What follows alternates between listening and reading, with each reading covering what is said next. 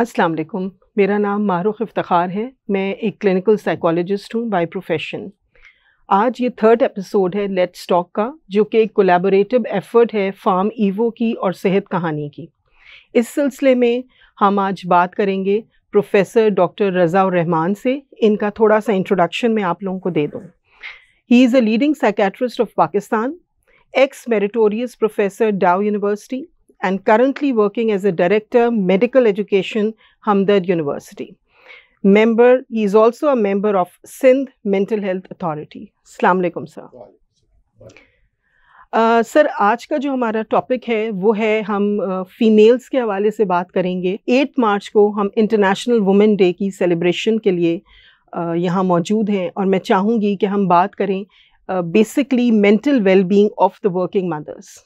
तो आप क्या कहना चाहेंगे कि what is mental wellbeing? Basically पहले मैं ये पूछना चाहूँगी। ये तो बहुत आसान है कि हम कह देते हैं कि फला फला आदमी मेंटली वेल नहीं है, मगर ये बड़ा मुश्किल है डिफाइन करना कि मेंटल वेलबींग क्या है। World federation for mental health ने इसकी बड़ी अच्छी डेफिनेशन दी है और उसने इसके 4 क्राइटेरियाज बताए हैं। पहला क्राइटेरिया ये है कि वो आदमी मेंटली वेल है जिसको अपने पोटेंशियल्स का अंदाज़ा हो कि उसके अंदर कितने पोटेंशियल हैं, वो क्या कर सकता है। सेकंड, वो डे टू डे जो स्ट्रेसर्स हैं उनसे कोप कर सके। और थर्ड ये है कि वो प्रोडक्टिव हो, मतलब वो डेली हर रोज़ उसका अगले दिन से बेहतर हो। और चौथा कंपोनेंट ये है कि सोसाइटी के लिए वो सबसे ज़्यादा बेहतर होना चाहिए। अब अगर इस डेफिनेशन को हम अप्लाई करें और इसके तनाजुर में हम फीमेल्स को देखें तो मेरा अपना बिलीव यह है कि जो दूसरे 2 फैक्टर हैं उसमें तमाम फीमेल्स जो हैं वो मेंटली वेल हैं, क्योंकि वो प्रोडक्टिव होती हैं, वो एक सोसाइटी बना रही हैं, एक घर को बना रही हैं, एक बच्चे को डेवलप करती हैं। इवन वो मदर्स जो घर पे रहती हैं, काम भी नहीं करती, वो भी ये काम करती हैं। और दूसरा, बाय डेवलपिंग दैट फैमिली वो सोसाइटी में बहुत ज़्यादा कंट्रीब्यूट कर रही हैं। 2 चीज़ें जो बहुत इंपॉर्टेंट हैं, जो मैं समझता हूँ फीमेल मेंटल हेल्थ के हवाले से इंपॉर्टेंट है, वो कि उनको अपने पोटेंशियल्स का पता होना चाहिए और वो डे टू डे स्ट्रेसर से कोप कर सके। अब ये जो 2 चीज़ें हैं, इसका बहुत गहरा ताल्लुक सपोर्ट सिस्टम से, कि उनको सपोर्ट सिस्टम कितना मिला है। अगर सपोर्ट सिस्टम अच्छा हो, स्ट्रॉन्ग हो, तो जो भी खातून है उसको अपने पोटेंशियल्स का ज़्यादा अंदाज़ा होगा, और जब पोटेंशियल का अंदाज़ा होगा तो ज़्यादा प्रोडक्टिव वे में और ज़्यादा बेहतर तरीके से चीज़ों को ना सिर्फ कर सकेगी, बल्कि जो डे टू डे स्ट्रेसर्स होते हैं उनको भी डील कर सकेगी। तो ये बेसिकली एक कॉन्सेप्ट है जो मेंटल वेलबींग का है, कि इन चारों पैरामीटर्स पे अगर मैं नाज़रीन से भी कहूँगा, अगर वो अपने आप को असेस करें कि वो उनके अपनी पोटेंशियल्स का पता है, वो स्ट्रेसर्स को अच्छी तरह कोप करते हैं, प्रोडक्टिव हैं अपने लिए, और साथ साथ में कम्युनिटी में उनका कोई कंट्रीब्यूशन है, तो मेरे ख्याल में हर आदमी अगर इस पैरामीटर से पूरा उतरे। इस पर जब एक स्टडी की गई इंग्लैंड में, तो देखा ये गया कि एक अच्छी खासी तादाद जो इन पैरामीटर से पूरा नहीं उतरती थी, हालांकि उनको कोई बीमारी नहीं थी, मगर वो मेंटली वेल नहीं थे। Thank you for a very detailed explanation of mental wellbeing. अगर हम अब इस हवाले से बात करें तो मेंटल हेल्थ जो है वो वर्किंग मदर्स की स्पेशली किस तरह से बहुत ज़रूरी है? देखिए, ये बहुत ज़रूरी है क्योंकि वर्किंग वीमेन जो है वो उनके पास जिम्मेदारी डबल हो जाती है। हमारे यहाँ एक ये है कि अगर वर्किंग वूमेन है तो उसकी जो बेसिक रिस्पॉन्सिबिलिटी है कि उसने बच्चों को देखना है और घर को देखना है, वो तो इनबिल्ट है, हमारे जहन में है कि ये इसका काम ही काम है। बट अगर वो वर्किंग वूमेन है तो उसके साथ उसको जॉब भी करनी है, तो जो लेवल ऑफ स्ट्रेस है वो जो वर्किंग वूमेन है उसमें बढ़ जाता है as compared to those women who are just home makers हैं, जो कि सिर्फ घर पे रहती हैं। तो अब क्योंकि इन पे स्ट्रेसर बढ़ रहा है, तो इनकी जो वेलबींग के लिए बहुत ज़रूरी है कि जो 2 फैक्टर मैंने कि उनकी पोटेंशियल्स का उनको अंदाज़ा होना चाहिए और वो स्ट्रेसर्स को अपनी डील कर सकें। अब उसमें बहुत से तरीके हैं। अगर वो फ़र्ज़ करें कि उनका सपोर्ट सिस्टम अच्छा नहीं है या उनके लिए एनवायरनमेंट बेहतर नहीं है, तो उनकी मेंटल हेल्थ बहुत ज़्यादा जियोपर्टाइज हो जाती है और वो अपने जो पोटेंशियल्स हैं उसके हिसाब से इतना प्रोडक्टिव चीज़ें नहीं कर सकती, और स्ट्रेसर से जब कोप नहीं कर सकती तो जिसकी वजह से वो फिर बर्न आउट में चली जाती। तो हमें वर्किंग वुमेन्स जो हैं उनके हवाले से इस फैक्टर्स पे बहुत ज़्यादा गौर करना है, या इन चीज़ों को हमें माशरे के अंदर देखना है कि किस तरह से हम उनको बेहतर एनवायरनमेंट प्रोवाइड कर सकते हैं कि वो मेंटली हेल्थी रहे। अच्छा, अब आप ये कह रहे हैं कि बर्नआउट ना फ़ील करें और चीज़ों को अपने बैलेंस रखें, घर का भी और वर्क प्लेस का भी। तो सर हम क्या स्ट्रैटेजीज़ वर्किंग वुमेन को बता सकते हैं कि वो अपनी एंग्ज़ायटीज़ को, अपने स्ट्रेसर्स को कोप अप कैसे करें? देखिए, बहुत ही इम्पॉर्टेंट है। एक हुँ, सबसे इम्पॉर्टेंट चीज़ जो है, अगर हम चाहते हैं कि वर्किंग वुमेन के वो हेल्थी रहें और वो उन पे स्ट्रेसर्स ना हो। देखें, होता क्या है कि शुरू-शुरू में एक्साइटमेंट होती है, एक हनीमून पीरियड आता है, किसी भी जब आप जॉब पे जाते हैं, अच्छा लगता है। उसके बाद फिर स्ट्रेस होने लगता है। हुँ, फिर जब स्ट्रेस होता है, तो वो स्ट्रेस क्रॉनिक स्ट्रेस में कन्वर्ट हो जाता है और अगर वो क्रॉनिक स्ट्रेस को भी डील ना कर पाएँ, तो वो बर्नआउट में चली जाती है। अब ये बर्नआउट में अभी भी वो नहीं, मगर अगर रिपीटेड बर्नआउट में जाएँ, तो वो मेंटल डिज़ीज़ में जा सकती है। तो अब इस चीज़ को अवॉइड करने के लिए कि हम स्ट्रेस को अवॉइड करें, इस पर एक वर्ल्ड इकोनॉमिक फोरम है, उन्होंने इंग्लैंड में काम किया था। उन्होंने 5 चीज़ें आइडेंटिफ़ाई की, वैसे तो बहुत सारी चीज़ें हैं, हुँ, मगर उन्होंने एनएचएस को 5 गाइडलाइंस दी थी कि ये 5 चीज़ें अगर आप करें, तो आप बहुत हद तक मेंटल स्ट्रेस जो है उसको बचा सकते हैं।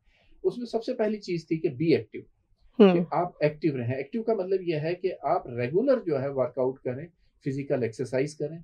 फिज़िकल एक्सरसाइज़ से क्या होता है कि जब आपके जॉइंट्स मूव होते हैं, तो उसकी वजह से बीडीएनएफ ऐसे केमिकल पैदा होते हैं जो आपके ब्रेन को ग्रो कराते हैं और जब वो ब्रेन ग्रो होता है, तो उससे क्या होता है, आपकी स्ट्रेस रेजिलियंस बेहतर हो जाती है। तो मैं तो तमाम लोगों को ये दावत दूँगा कि ये कीजिए और आप देखेंगे कुछ अरसे के बाद आपको खुद फ़ील होगा कि आपकी मेमोरी, आपकी डिसीज़न मेकिंग और आपकी जो स्ट्रेस रेज़िलेंस है, वो बहुत बेहतर हो जाएगी। हमने इस पे एक स्टडी की थी, मेरे एक स्टूडेंट थी एमफिल की, और हमने ये देखा कि जब एक्सरसाइज़ करते हैं, तो उससे वो केमिकल बेहतर होते हैं, जो हम दवाओं से बेहतर करते हैं। तो अगर आप रेगुलर एक्सरसाइज़ करें, पहले तो आप बीमार ही नहीं होंगे, अगर बीमार हैं, तो आप बेहतर हो जाएँगे। तो बी एक्टिव। सेकंड चीज़ उन्होंने कहा था, बी कनेक्टेड, कि जितना ज़्यादा आप कनेक्टेड रहेंगे, कनेक्टेड क्या है कि आप अपने रिश्तेदारों से, दोस्तों से, और उसमें उन्होंने एक चीज़ को बहुत स्ट्रांगली उन्होंने मना किया है कि कनेक्ट नॉट थ्रू गैजेट्स। आप हुँ, फिज़िकली जाके मिलें, मिलें, लोगों से बैठें, उनसे बात करें और इससे क्या होता है कि आप अपनी फीलिंग्स को, अपने चीज़ों को वेंटिलेट करते हैं, उनसे कम्युनिकेट करते हैं, उनकी चीज़ें सुनते हैं और उससे बहुत आपकी स्ट्रेसर जो है, उनका लेवल कम हो जाता है। और तीसरा उसमें था कि ऑर्गेनाइज़ योर लाइफ़। आपका एक रूटीन होना चाहिए, आपका एक सोने का टाइम होना चाहिए, आपका एक उठने का टाइम होना चाहिए, आपका एक खाने का, जितनी लाइफ़ आपकी ऑर्गेनाइज़ होगी, उतना आप बेहतर होंगे और उसमें टाइम दीजिए। एक सोने का भी टाइम होना चाहिए, बच्चों को टाइम दीजिए, बच्चों का भी एक टाइम होना चाहिए और बच्चों का वो जो टाइम है, वो क्वालिटी टाइम होना चाहिए। अब क्वालिटी टाइम का मतलब ये है कि आप फॉर एग्ज़ाम्पल एक फिक्स कर लें कि जी, जो छुट्टी के दिन होंगे, उसके दिन बच्चों के साथ आप खाना पकाएँगी, उनके साथ बैठेंगी, कहीं बाहर लेके जाएँगी उनको। उसके अलावा बच्चों के साथ जब आप रूटीन में उसको चीज़ें बनाएँ, उनकी जो होमवर्क है उसमें उनको हेल्प करें, क्वालिटी टाइम होना चाहिए। और उसमें बच्चों को, और ख़ास तौर पे जब आप थक-हार के आती हैं, तो बच्चा फ्रस्ट्रेटेड होता है, वो हो सकता है आपसे ज़िद करे होगा, तो उस वक़्त आपने आपको बहुत कंट्रोल रखना है, पेशेंस रखना है, ताकि उसके साथ, क्योंकि अगर वो डिस्टर्ब होगा, तो फिर वो आपको और ज़्यादा डिस्टर्ब करेगा। तो ये क्वालिटी टाइम आप उसको ऑर्गेनाइज़ करें। और एक चीज़ जो उन्होंने कहा हेल्थी होने के लिए ज़रूरी है कि देना शुरू कर दें। देना जो है, आप ज़िंदगी के अंदर, एक तो वो है कि बगैर बेलौस चीज़ें दीजिए। इसका मतलब ये है कि जब आप देते हैं, तो देने वाली क्वालिटी जो है वो अल्लाह ताला की। जब आप लोगों को देना शुरू करते हैं, तो आपकी निस्बत उससे जुड़ जाती है, तो आपका स्ट्रेस लेवल वैसे ही कम होता है।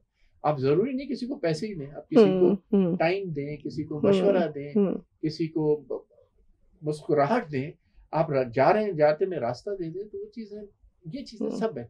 और तीसरा ये है कि लर्न करते रहें ज़िंदगी। जितना ज़िंदगी में आप सीखते रहेंगे, उतनी आपकी जो स्ट्रेस रेज़िलियंस बेहतर होगी, उतना अपने आप को आप एम्पावर्ड फ़ील करेंगे और उतना ही बेहतर हो जाएँगे।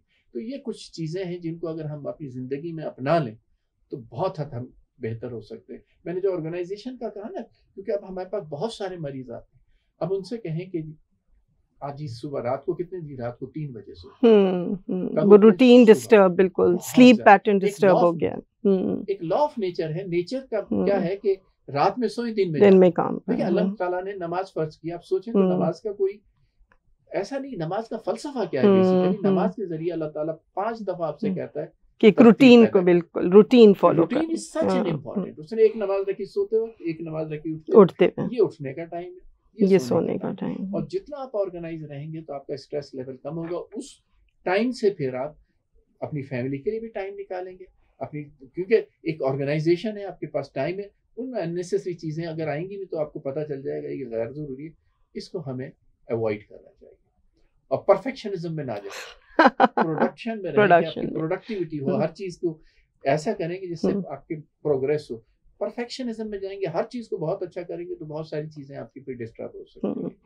अच्छा सर, ये जो आपने सब बताया आई अप्रिशिएट, और बहुत ही एक वाज़े तौर पे आपने बता दिया कि हम अपने मेंटल वेलबींग को कैसे सही रख सकते हैं, मेंटल हेल्थ पे कैसे फोकस कर सकते हैं। लेकिन अनफॉर्चुनेटली हमारे यहाँ जो माएँ हैं जो घर से निकलती हैं, काम करती हैं, उनके ऊपर एक एक्सेसिव बर्डन होता है जो कि उनके अंदर गिल्ट को इनकलकेट कर लेता है। अगर कोई ऐसे इश्यूज़ आते हैं, टाइम मैनेज नहीं हो रहा, प्रायोरिटी नहीं है, स्कूल में बच्चों की पेरेंट्स टीचर मीटिंग में अगर वो अवेलेबल नहीं है, या किसी फैमिली गैदरिंग में वो अवेलेबल नहीं है, चीज़ों को मैनेज करने के लिए उसको एट टाइम्स बहुत मुश्किल होते हैं। और उसमें एक मेरे ख़्याल से असल में हमारे यहाँ क्योंकि जॉइंट फैमिली सिस्टम भी है, कुछ सोशल डिमांड्स भी हैं कि इस तरह से आपको लेके चलना है, तो वहाँ पे आके जो एक औरत है वो बड़ी डिस्टर्ब हो जाती है, वो कन्फ्यूजन का शिकार होती है कि मैं कहाँ जाऊँ। तो वो चीज़ों को किस तरह से, क्या हम प्रायोरिटाइज़ करें चीज़ें, किस तरह से कहीं हम मतलब वो ना नहीं कह सकती, ये भी एक प्रेशर है कि हर चीज़ को मुझे साथ लेके चलना है, तो ये किस तरह से ये चीज़ें डेवलप होंगी? देखिए, मैंने शुरू में आपसे कहा था कि कुछ चीज़ें तो है ना जो वो खुद करेंगे, बिल्कुल, एक्सरसाइज करें, लोगों से मिलें, वो उनकी पर्सनल वेलबींग बेहतर होगी। मगर इसमें उनसे ज़्यादा कुछ बहुत बड़ा रोल एक सोसाइटी का भी है, फैमिली का भी है। मैंने शुरू में कहा था कि एम्पावरमेंट जो है, अगर उसको सपोर्ट मिले तो उसको अपने पोटेंशियल से उनको ज़्यादा बेहतर तरीके से यूज़ कर पाएगी। अगर उसको सपोर्ट मिलेगी तो वो अपनी चीज़ों को ज़्यादा बेहतर तरीके से, स्ट्रेसर्स को कोप कर पाएगी। अब वो सपोर्ट उसको घर से भी मिलनी चाहिए, वो सपोर्ट उसको सोसाइटी से भी मिलनी चाहिए, और सपोर्ट वो जहाँ काम करती है वहाँ से भी मिलनी चाहिए। अब उसमें जैसे घर में अगर वो है, अगर फर्ज करें वो काम कर रही है और वो घर को सपोर्ट कर रही है, तो घर वालों को भी ये सोचना चाहिए कि वो उसकी चीज़ों को, उसकी रिस्पॉन्सिबिलिटीज़ को शेयर करें, और उसमें इस तरह से शेयर करें कि अगर वो फॉर एग्जांपल गिल्ट फीलिंग जब आती है, जब वो अकेला, वो लेफ्ट आउट फील करती है, उसको लगता है कि मेरे साथ कोई नहीं है और मैं अकेली हूँ, और वो उसको फिर जब, क्योंकि जब आप बार बार रिपीटेड स्ट्रेसर में जाते हैं तो आप एक स्टेट में चले जाते हैं जिसको कहते हैं लर्नड हेल्पलेसनेस। उस स्टेज में उसको नहीं जाना चाहिए।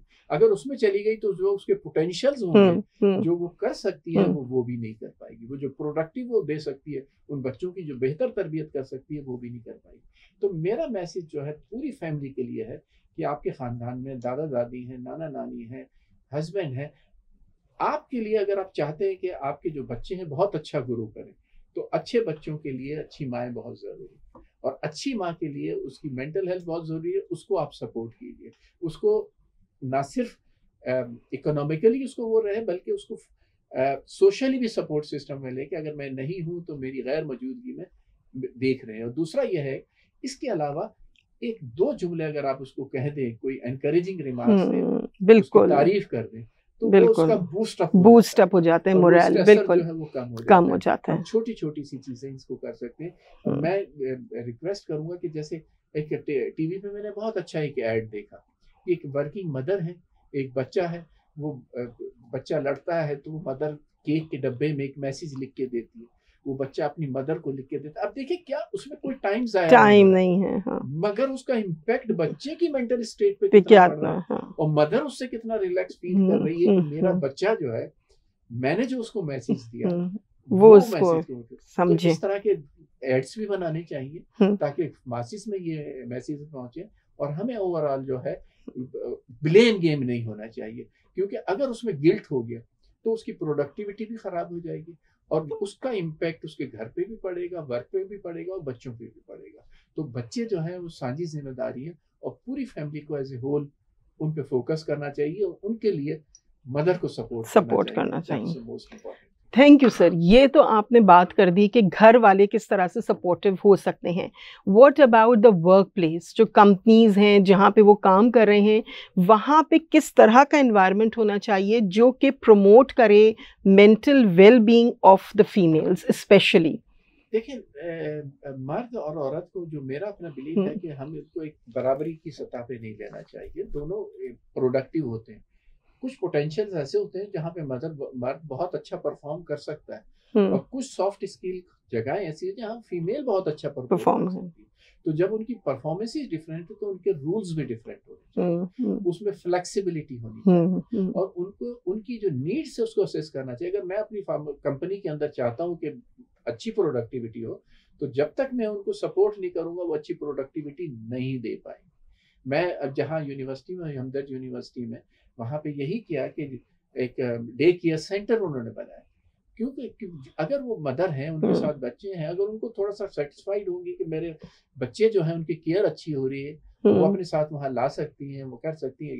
फिर उनके ड्यूटी आवर्स में भी फ्लेक्सिबिलिटी होनी चाहिए। फिर यहाँ एक कॉन्सेप्ट होता है जिसमें लीडरशिप का कॉन्सेप्ट है कि आप बजाय मैनेजर बनने के उसको कहें कि इतने बजे से इतने बजे तक बैठे, आप प्रोडक्टिविटी पे जाएं। ठीक है, बिल्कुल सही। What is the productivity after 1 month? आपने जो टास्क है उसको आप कहाँ से कहाँ ले गई? अगर फॉर एग्जांपल वो उस प्रोडक्टिव में उस प्रोडक्ट को एक लेवल से दूसरे लेवल तक ले गई है, हालांकि उसके टाइम में अपने हिसाब से उसने एडजस्ट किया, तो मेरे ख्याल में उसको हमें वेलकम करना चाहिए, अप्रिशिएट करना चाहिए, रादर देन के एक फिक्स शेड्यूल चले, क्योंकि अब पूरी दुनिया में कॉन्सेप्ट चेंज हो रहे हैं। अब पूरी दुनिया में मैनेजर्स जो हैं उसकी जगह एक कॉन्सेप्ट आ रहा है कि हर जगह पे आप लीडर्स डेवलप करें, जो लीडर्स अपने आप को लीड करें और अपनी चीज को, अपने वर्क को एक अलग लेवल पे ले जाएं, और डेफिनेटली वो जाएगा तो उससे उसका इम्पैक्ट उसकी फैमिली, उसकी कंपनी, उसके कंट्री, हर चीज पे पड़ेगा, ओवरऑल होगा।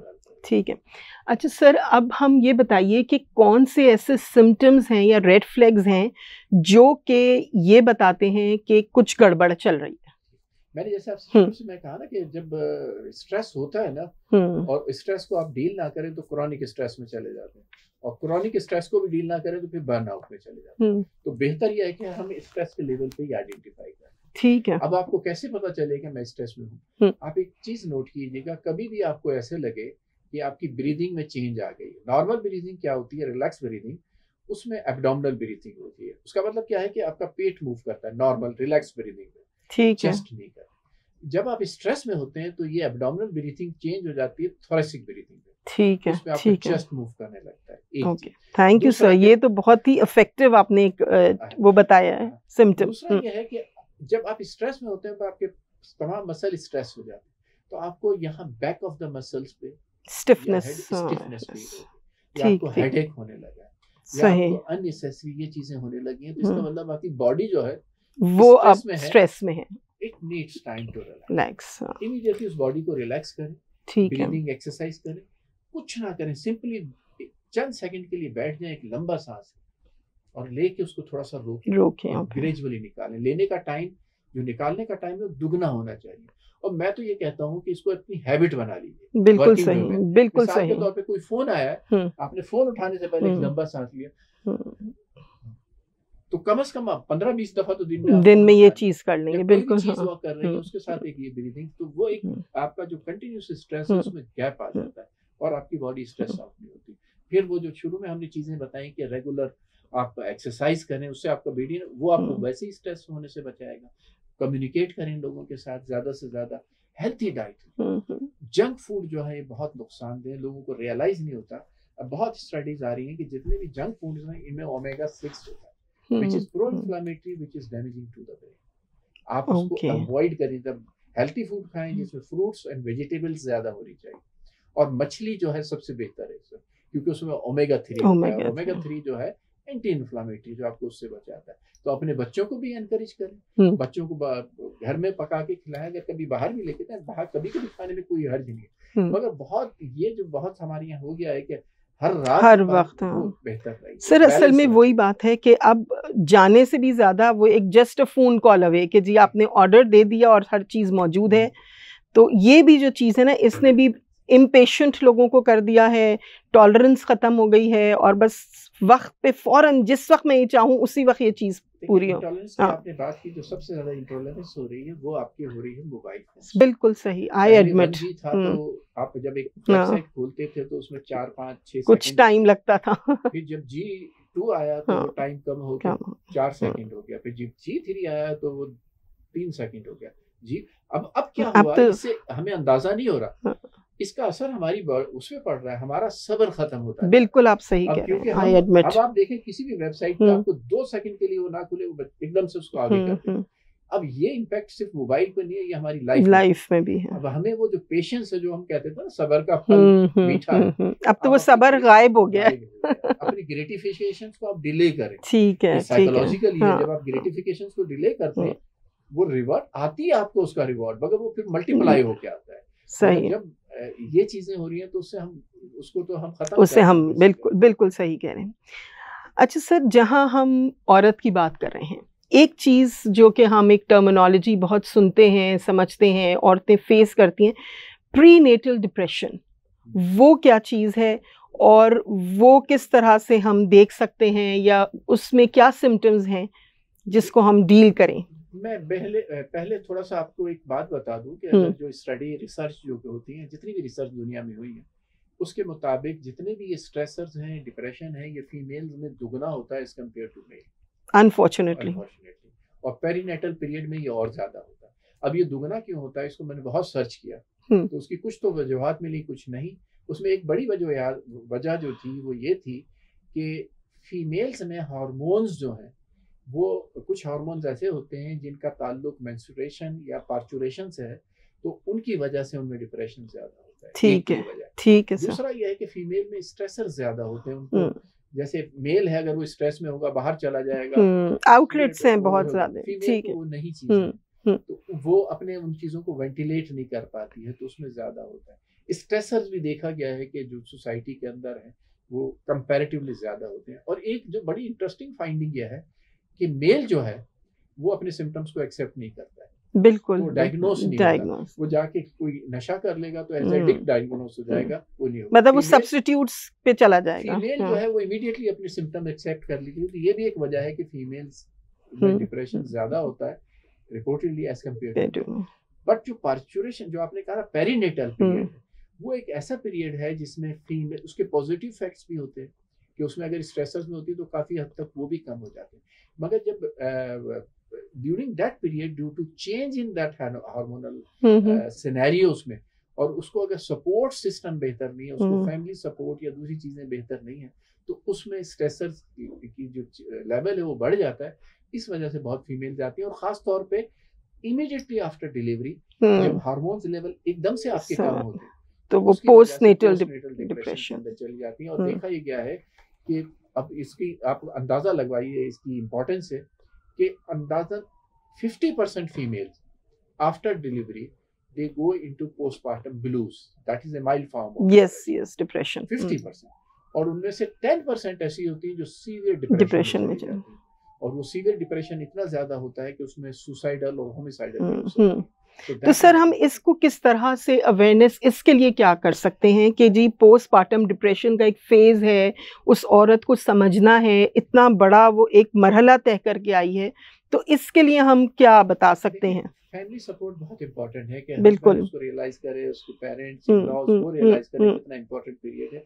मेरे ख्याल में मैं एक हमारी रिसर्च है, मैं आपसे शेयर करूं तो शायद इसकी इंपॉर्टेंस का आपको बिल्कुल सर। ये एक रिसर्च हमने की थी, और इसको हमने साइकेट्री डिपार्टमेंट में नहीं किया था, इसको हमने पीडियाट्रिक डिपार्टमेंट में किया था। अच्छा। पीडियाट्रिक डिपार्टमेंट में हमने देखा कि बच्चे अंडरवेट आते हैं बहुत सारे, और वो जो अंडरवेट बेबीज होते हैं उनको पीडियाट्रिशियंस जो हैं वो मल्टीविटामिन दे रहे होते हैं, न्यूट्रिशन दे रहे होते हैं। तो हमने ये किया कि उनकी मदर्स को हमने पिक किया, और उन मदर्स में हमने एक एडनबरा पोस्टनेटल डिप्रेशन स्केल है वो लगाया। तो आप यकीन कीजिए कि उसमें तकरीबन 70% मदर्स जो हैं जिनके बेबी अंडरवेट थे वो डिप्रेस थे, और ये अननोटिस्ड रहा सब। जब वो मदर आ गई तो हमने फिर उनके लिए एक इंटरवेंशन डिजाइन की, उनको हमने कोई दवा नहीं दी, उनमें हमने एक टोरंटो यूनिवर्सिटी का मॉडल है लर्निंग थ्रू प्ले, वो अप्लाई किया और साइकोलॉजिस्ट के थ्रू किया, और उसमें वो क्या करते थे कि उनको घर से हम लेकर आते थे फीमेल को वीकली बेसिस पे, ठीक है, और 1 घंटे का सेशन होता था, और उस 1 घंटे के सेशन में वो जो चीज़ें बताते थे बुक्स के जरिए उनको समझाते थे, और वो उनको अप्लाई करती थी। मैं फॉर एग्जाम्पल मैं उनको ऑब्जर्व करता था। अब वो उनसे कहती थी, देखिए बीबी, आप ये बच्चा जो आपका है इससे बात कीजिए। और कहने लगी, डॉक्टर साहब ऐसे कैसे, हाँ, बस बात के बाद हम कहते थे कि नहीं, ये आपकी बात समझता है, आप इससे बात कीजिए। और उनको हमने ये रियलाइज कराया, और इससे खेलिए, उसको उठाइए, उसको हक कीजिए। और ये जब उन्होंने प्रैक्टिस करना शुरू किया तो बिलीव करें कि आफ्टर 12 वीक्स जो मदर्स की मेंटल स्टेट है, जो डिप्रेस थी, वो बेहतर हो गई बगैर किसी दवा। Very good, excellent.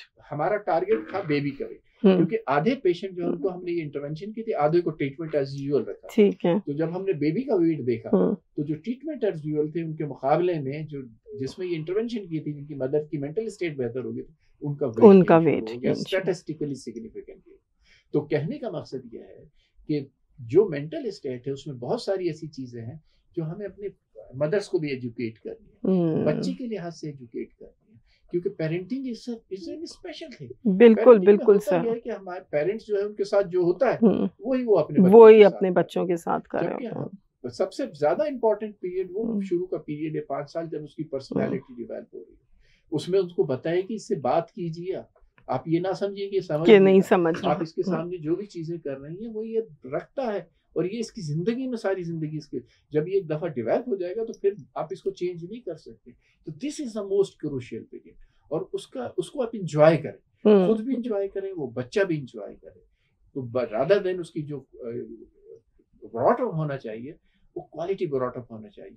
और उसमें जो है एक जो हम कहते हैं ना कि ऐसे बच्चे इतने होने चाहिए जिनको आप टाइम दे सकें। तो आप बजाय ये कि बहुत ज्यादा हो, आपके कम बच्चे हों, बट उनकी आप क्वालिटी टाइम दें, तो आप भी उसको एंजॉय करेंगे, वो बच्चे भी एंजॉय करेंगे, और वो बाद में जाके बहुत ही हेल्थी जो सिटीजन्स हैं, आपकी सोसाइटी ओवरऑल बहुत बेहतर हो जाएगी। Thank you sir so much. अच्छा, अब आप ये बताइए कि सोसाइटी जो है वो किस तरह से काम कर सकती है अवेयरनेस क्रिएट करने के लिए?